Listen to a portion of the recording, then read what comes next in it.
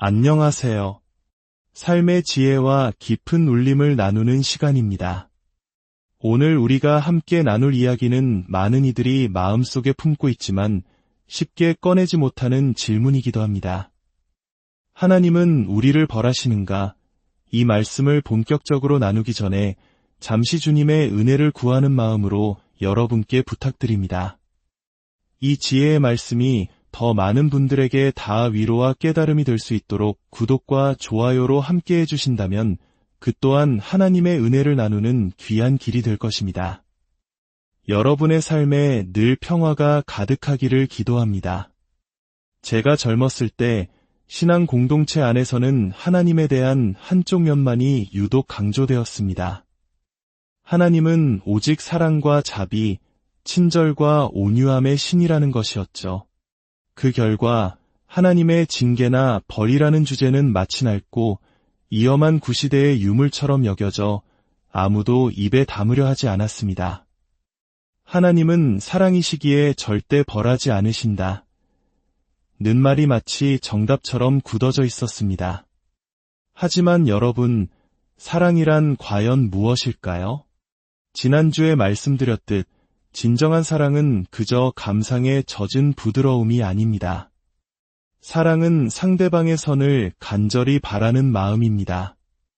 만약 우리가 올바른 길에서 벗어나 엇나가고 있다면 진정한 사랑은 때로는 거칠고 혹독한 모습으로 우리에게 다가올 수밖에 없습니다. 위대한 문호 도스토옙스키가 말했듯 사랑은 때로 거칠고 무서운 것입니다. 그렇다면 성경은 하나님의 징계에 대해 무엇이라고 말하고 있을까요? 혹시 이것이 후대에 경직된 영성이 만들어낸 개념은 아닐까요? 결코 그렇지 않습니다. 사실 성경 전체에서 하나님의 징계라는 주제를 피하는 것은 불가능에 가깝습니다. 몇 가지 예를 들어보겠습니다. 창세기는 우리가 자연 세계에서 겪는 수많은 고통을 죄에 대한 벌의 결과로 해석합니다. 바벨탑 사건으로 인류가 흩어지고 언어가 나뉘게 된 것 역시 인간의 교만에 대한 하나님의 징벌적 응답으로 묘사됩니다. 노아의 시대에 온 세상이 물로 심판받은 것도 인류의 죄악 때문이라고 성경은 분명히 증언합니다. 이스라엘 민족의 역사를 보아도 마찬가지입니다. 그들이 이집트에서 노예 생활을 한 것, 그리고 광야에서 40년간 방황한 것 모두 하나님의 징계로 해석됩니다. 이스라엘이 전쟁에서 패배할 때마다 그 원인은 거의 예외 없이 그들의 불순종과 악함에 대한 하나님의 벌로 설명됩니다. 사울 왕이 불순종의 결과로 비참한 패배를 맞이한 일, 엘리 제사장이 자신과 아들들의 죄로 인해 죽음을 맞은 일, 위대한 다윗 왕조차 밧세바와의 범죄 이후 뼈아픈 징계를 받아야 했습니다. 선지자들은 바빌론 유수라는 민족적 비극이 이스라엘의 죄에 대한 하나님의 응답이라고 한 목소리로 외쳤습니다. 이것은 단지 구약 성경에만 국한된 이야기가 아닙니다. 어떤 분들은 그건 구약 시대의 무서운 하나님 이야기일 뿐이라고 말할지도 모릅니다. 하지만 신약 성경을 보십시오. 사도 바울은 고린도 교회 교인들에게 그들 중 많은 이들이 병들고 죽어가는 이유가 성찬의 거룩함을 모독했기 때문이라고 경고합니다. 사도행전에서는 아나니아와 삽비라 부부가 하나님께 드릴 헌금을 속였다가 그 자리에서 죽임을 당하는 충격적인 사건이 기록되어 있습니다. 그리고 성경의 마지막 책인 요한계시록은 죄악으로 가득 찬 세상에 임하는 끔찍한 재앙들을 하나님의 심판으로 그리고 있습니다. 물론 이 모든 성경 구절들에는 복합적인 해석의 여지가 있습니다. 하지만 이 모든 증거를 앞에 두고 성경에는 하나님의 징계라는 개념이 없다고 주장하기는 매우 어렵습니다. 오히려 이는 성경 전체를 관통하는 매우 중요한 핵심 주제 중 하나입니다. 성경이 은혜의 책인 것은 분명하지만 동시에 그 안에는 카르마, 즉 인과응보의 신학 또한 존재합니다. 잘못된 행동은 어떤 방식으로든 그에 상응하는 결과를 맞게 된다는 진리입니다. 자, 그렇다면 우리는 이 무거운 주제를 어떻게 이해해야 할까요?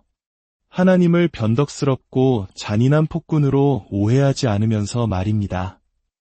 내가 작은 실수를 하나 했는데 하나님이 이렇게 끔찍한 벌을 내리신단 말인가? 와 같은 생각에 빠지지 않으려면 어떻게 해야 할까요? 오늘 히브리서의 짧은 한 구절이 우리에게 그 해석의 열쇠를 제공합니다. 이 말씀은 우리에게 큰 도움이 될 것입니다. 귀 기울여 들어보십시오. 내 아들아, 주의 징계하심을 경히 여기지 말며 그에게 꾸지람을 받을 때에 낙심하지 말라. 주께서 그 사랑하시는 자를 징계하시고 그가 받아들이시는 아들마다 채찍질하심이라. 바로 이것입니다.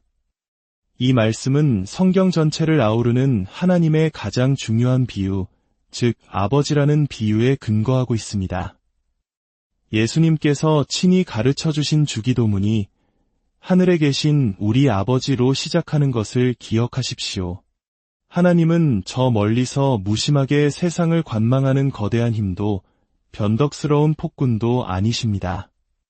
하나님은 우리의 아버지이시며 부모이십니다.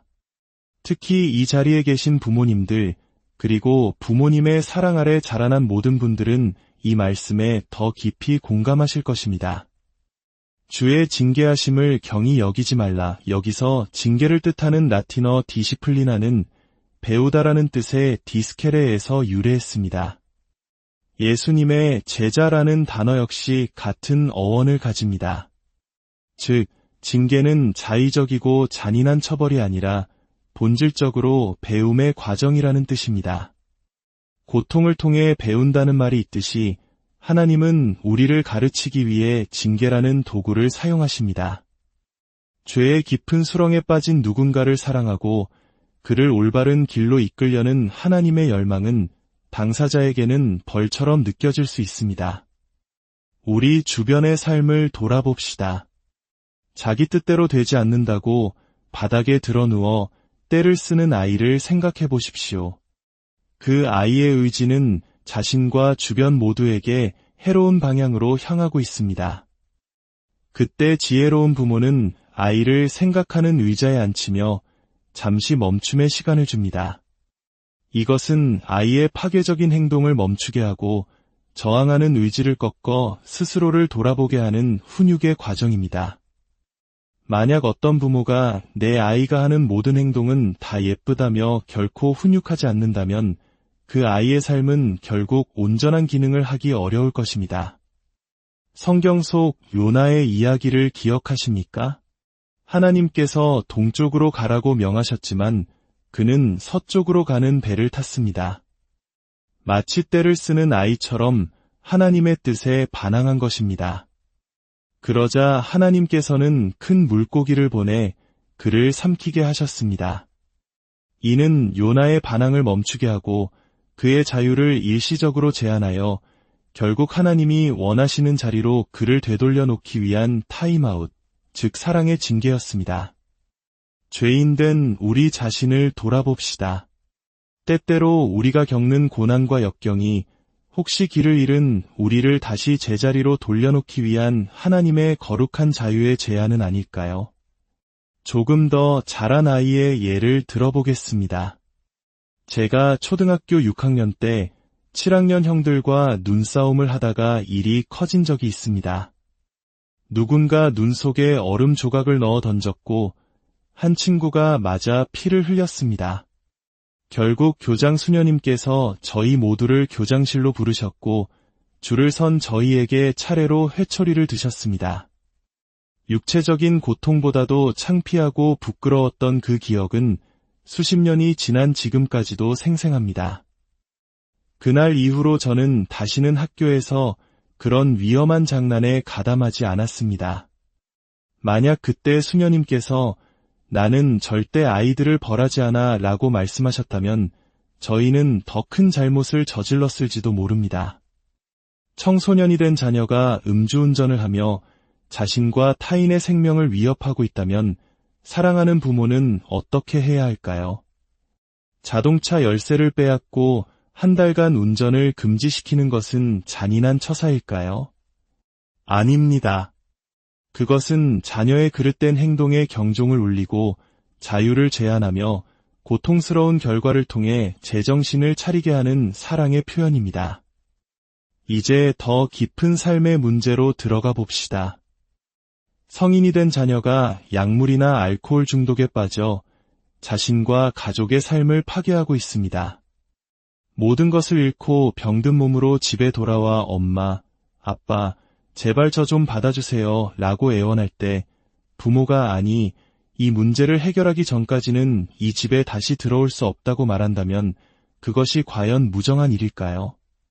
아닙니다. 그것은 단호한 사랑입니다. 때로는 그토록 끔찍하게 느껴지는 분리와 거절의 고통이야말로 중독에 빠진 사람이 자신의 삶을 되찾기 위해 반드시 필요한 마지막 처방전이 될 수 있습니다.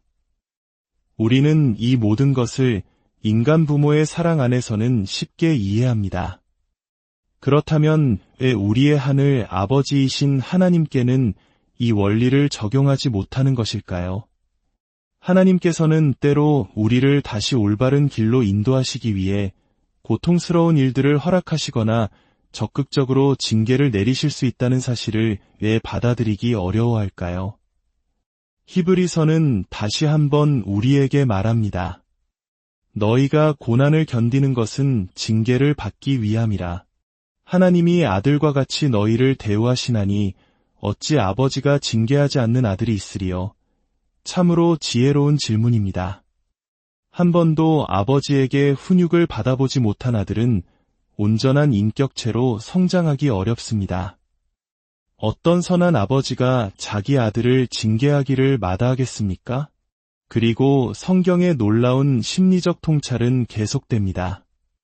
무릇 징계가 당시에는 즐거워 보이지 않고 슬퍼 보이나 후에 그로 말미암아 연단받은 자들은 유와 평강의 열매를 맺느니라. 이 말씀은 절대적으로 옳습니다.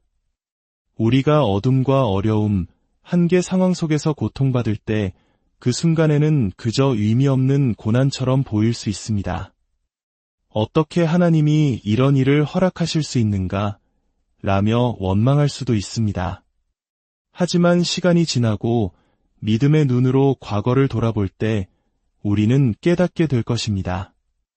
아, 그때 그 고통은 나에게 꼭 필요했던 배움, 디시플리나였구나. 다른 방법으로는 결코 얻을 수 없었던 귀한 가르침이었구나. 물론 우리가 겪는 모든 고통을 이런 틀로 해석해서는 안 됩니다. 그것 또한 잘못된 것입니다. 사람들이 예수님께 날 때부터 맹인된 사람을 가리키며 이 사람이 맹인으로 난 것이 누구의 죄로 인함이니이까? 자기니이까 그의 부모니이까? 라고 물었을 때 예수님께서는 이 사람이나 그 부모의 죄로 인한 것이 아니라 고 분명히 말씀하셨습니다. 모든 고난에 이 원리가 적용되는 것은 아닙니다. 하지만 다른 많은 경우에 분명 우리의 고통은 사랑이신 아버지께서 그의 자녀인 우리에게 꼭 필요하다고 판단하신 사랑의 징계일 수 있습니다. 바라기는 오늘 이 말씀을 듣는 모든 분들이 삶의 시련 속에서 우리를 연단하시고 더 깊은 믿음으로 이끄시는 아버지 하나님의 사랑을 발견하시기를 소망합니다. 그 고통의 시간을 통해 우리는 더욱 단단해지고 마침내 유와 평강의 열매를 맺게 될 것입니다. 주님의 이름으로 여러분 모두를